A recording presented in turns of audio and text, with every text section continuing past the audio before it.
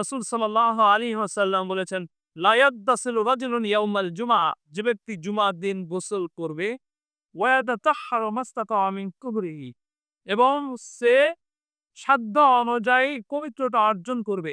মানে যতটুক সম্ভব এতটুক পবিত্রতা অর্জন করবে, মানে পবিত্র হবে। ওয়া ইয়াত্তাহিরু মিন দুহনিহি, অথবা সে তেল মাখবে। সে তেল মাখবে, শরীরে তেল লাগাবে, অথবা আও ইয়ামাসসু মিন তিবি বাইতিহি, তার বাড়িতে যে সুগন্ধি রয়েছে সে সুগন্ধি ব্যবহার করবে। হয় তেল মাখবে অথবা সুগন্ধি ব্যবহার করবে, সাধ্য অনুযায়ী পবিত্রতা অর্জন করবে। ফালা ইউফাররিকু বাইনা ইসনাইনি, দুইজনকে ভেদ করে আসবে না। সামনে থাকা আছে, আপনি ভেদ করে চলে আসলেন, এটা না করে আপনি তাকে আগে হেঁটে বলবেন। দুইজনকে ভেদ করে সামনে আসবে না, অথবা সামনে জায়গা নেই, আপনি ভেদ করে তারপরে সামনে আসছেন, এটা করবে না। ফালা ইউফাররিকু বাইনা ইসনাইনি, দুইজনকে ভাগ করবে না।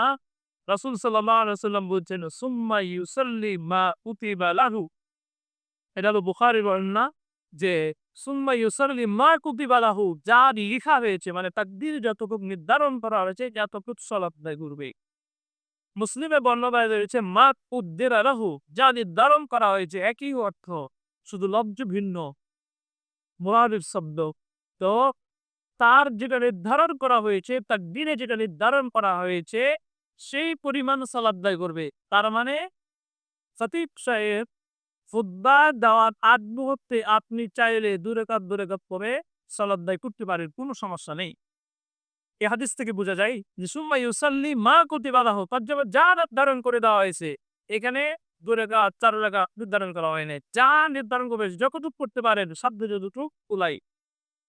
এরপরে সুম্মা ইয়াকসুদু ইজা তাকাল্লামাল ইমাম, অতঃপর চুপ থাকে যখন ইমাম কথা বলে। তার মানে ইমাম যখন বক্তব্য দেয় তখন চুপ থাকে। ইল্লা গুফিরা লাহু মা বাইনাহু ওয়া বাইনাল জুমআতিল উখরা, যে ব্যক্তি এই কাজগুলো করে তার এক জুমা থেকে আরেক জুমা পর্যন্ত যে সমস্ত সগীরা গুনাহ রয়েছে, আল্লাহ রাব্বুল আলামিন এই কাজগুলোর মাধ্যমে সবগুলো মাফ করে দেন। সুবহানাল্লাহ, বাড়িটা গিয়ে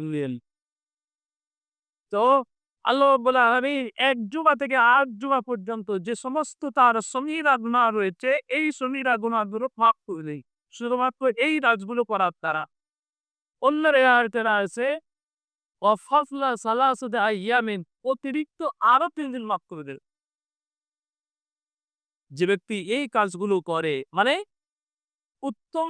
উত্তমতা অনুযায়ী বা উত্তম ভাবে পবিত্রতা অর্জন করে, এরপরে তেল বা সুগন্ধি ব্যবহার করে, দুইজনকে ভেদ করে আসে না, যতটুক তার তাকদীরে নির্ধারণ করা হয়েছে এতটুক সালাত আদায় করে, তাহলে ইমাম যখন কথা বলে সে চুপ থাকে, তাহলে তার এক জুমা থেকে নিয়ে আরেক জুমা পর্যন্ত যে সমস্ত সগীরা গুনাহ, এই সব আল্লাহ মাফ করে দেন।